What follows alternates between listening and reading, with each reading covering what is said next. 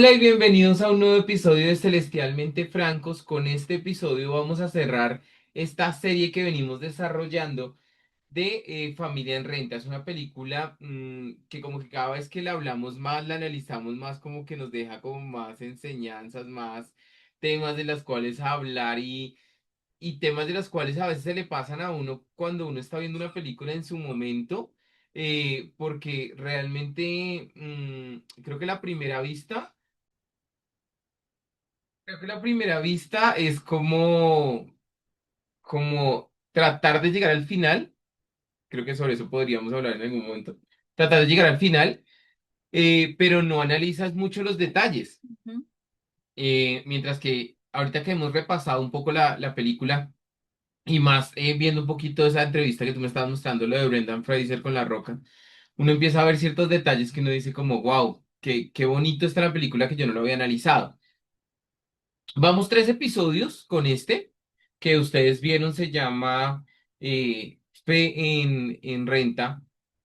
Y en el primero, que fue Personas en Renta, desarrollamos el tema de cómo tú no puedes ser una persona que llegue a llenar el vacío que solamente Dios puede llenar.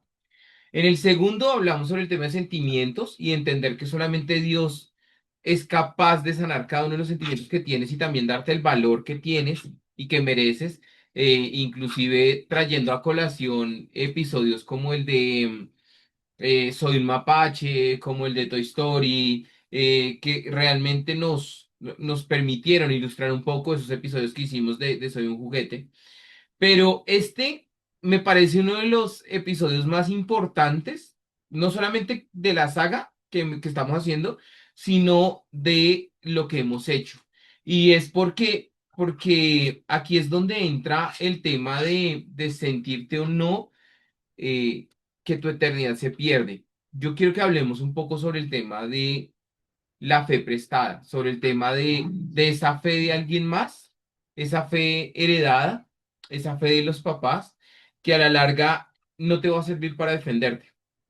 Y quiero colocarte el ejemplo de cuando David ve lo que está pasando con Goliat.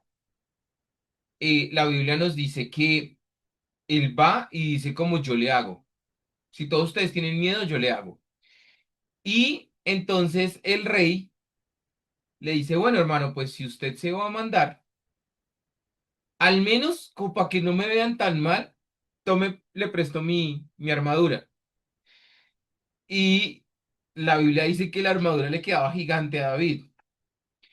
Y David dice como no, o sea, yo con esto no voy a poder pelear. Este tema, por más que en teoría me protege, realmente lo que me va a causar es un desgaste que puede llevarme a la muerte. Entonces yo quiero que hablemos un poco sobre ese tema. O sea, ¿tú qué opinas sobre el tema de la fe prestada? O sea, yo creo que tanto tú como yo lo vivimos cuando nuestros padres en su momento fueron católicos. Si es que podríamos denominarlos católicos, porque eran de esos católicos que no eran practicantes. Pero ¿qué opinas de ese tema de la fe prestada?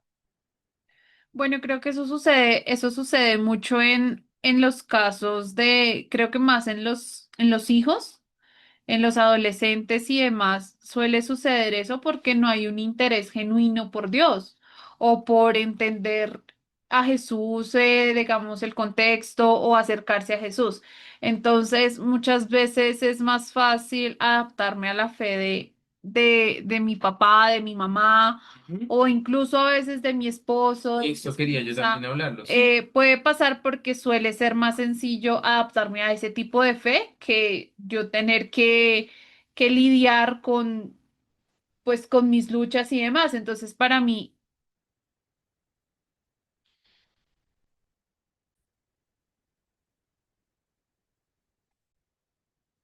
entonces es complejo también y para mí es difícil cuando espero que las cosas sucedan a través de la fe de alguien más, ¿sí? Y la fe hablamos de que, y muchas cosas suceden de esa manera, incluso vemos como milagros, sanidad y demás, o incluso, no sé, tantas cosas que uno ve a través de las oraciones de alguien más, o que somos producto también de la fe de alguien más, creo que, que constantemente a veces necesitamos también de la fe de alguien más. O sea, no está mal, pero no es depender. pero muchas veces sí porque vamos a tener momentos de incertidumbre o momentos incluso donde ni siquiera tengamos ganas de hacer muchas cosas, pero necesitamos a alguien que nos reafirme y nos active nuevamente ese tema de volver a creer. Porque es que hay un tema, hay un tema de lo que tú vienes desarrollando y estoy muy de acuerdo porque bíblico es, y es el ejemplo de el paralítico que los amigos, por su Mm, fe, y se los dice Jesús, claro. por su fe es que esto está pasando. Entonces ellos, para los que no estén familiarizados, son unos amigos que ven a Jesús rodeado en una casa por una multitud y entonces ellos deciden para que el milagro en su amigo paralítico se pueda dar y él acostado en una camilla, se suben al techo, quitan el techo y bajan a su amigo en una camilla para que quede al frente de Jesús y él lo pueda sanar. Eso es lo que tú dices y estoy de acuerdo, sí, o sea, hay temas que los demás pueden hacer que terminan desembocando un milagro. Y también la Biblia dice que, por ejemplo, a la mujer le dice que no se separe del hombre no creyente porque de pronto a través de su actuar, él puede llegar a ser salvo. Aunque realmente lo que la palabra está diciendo es que de pronto él puede llevar ese ejemplo a llegar a Jesús, que es lo que realmente está diciendo. No es que ella lo salve a él, sino que a raíz de eso pueda llegar a pasar. Sí, efectivamente, el actuar de una persona en la familia puede llegar a generar efectivamente esa chispa, esa chispa que termine haciendo que la otra persona tenga el vínculo que debe tener con Jesús. Pero el tema, ¿cuál es? El tema radica en ver que ese tipo de fe prestada se choca con la pared de cuando hay una batalla que solamente yo puedo afrontar. Entonces, como me acostumbro a que los demás con su fe sean los que batallen, perdóname la expresión, mis batallas, entonces yo no empiezo a fortalecer mi relación con Jesús.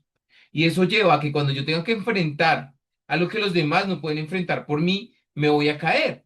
Como un tema, trayendo a colación, se me hace lo más, digamos, el ejemplo más lógico, pero de pronto pueden haber otros. Eh, una depresión, por ejemplo.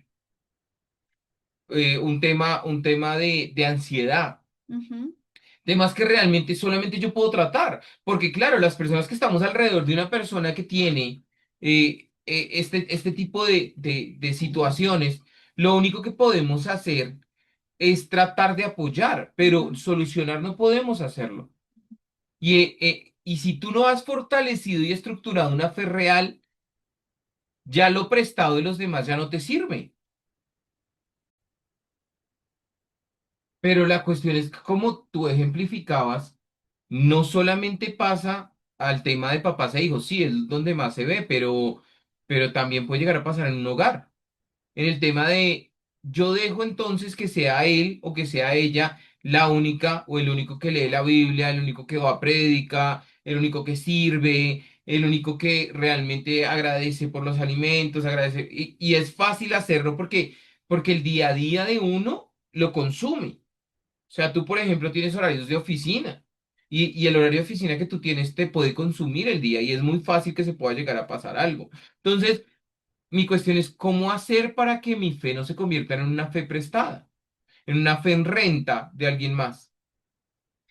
Bueno, creo que también es importante tomar conciencia de cómo debo ejercer también mi fe, porque obviamente van a haber días que yo no quiero hacer cosas. Palabra tan clave esa de ejercer, sí, porque Es es lo, eso, es es lo ejercerla. mismo que, y en muchas veces hay que obligarse a veces a hacer cosas.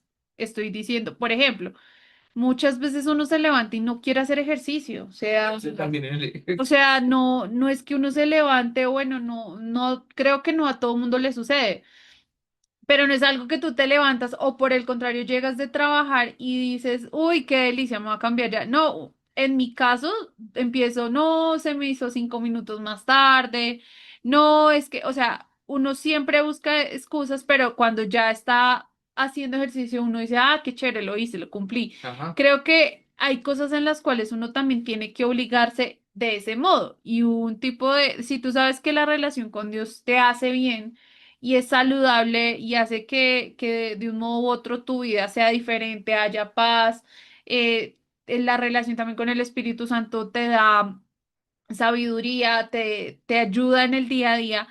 Pues si tú eres consciente de que necesitas de eso, pues hay que fortalecerlo y en el día a día, pues saca un espacio.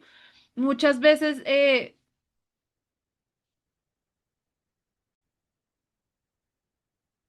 muchas veces yo llego a la oficina o incluso esto y mientras tanto trato de ir ejerciendo pues esa fe es tipo voy a orar o tipo escucho un podcast o escucho mientras tanto alguna prédica, algo que por lo menos me permita como tener un relacionamiento pese a que en el día a día a veces no es tan fácil. El ejemplo que tú colocas frente al tema del ejercicio, yo creo que es el más adecuado para el tema de la fe y muchas veces he escuchado que lo utilizan porque la fe siempre la han asemejado a un músculo, que tú tienes que irlo ejercitando todo el tiempo para que vaya cogiendo la fuerza suficiente, para que en el momento en el que necesites ser exigido, pueda llegar a tener el resultado que se Ujú, necesita. Pero si yo no estoy haciendo ese trabajo y tengo una fe en renta todo el tiempo, una fe prestada todo el tiempo de mis papás, de mi pareja, hermanos, líderes, etcétera, en el momento en el que llegue una prueba real, lo único que voy a hacer es derrotado. O sea, lo único que va a llegar a pasar es que voy a perder. Y a veces perder es perder inclusive la eternidad, si yo realmente ni siquiera tengo claro mis principios y mis valores. Es trascendental entender que Dios te ha entregado,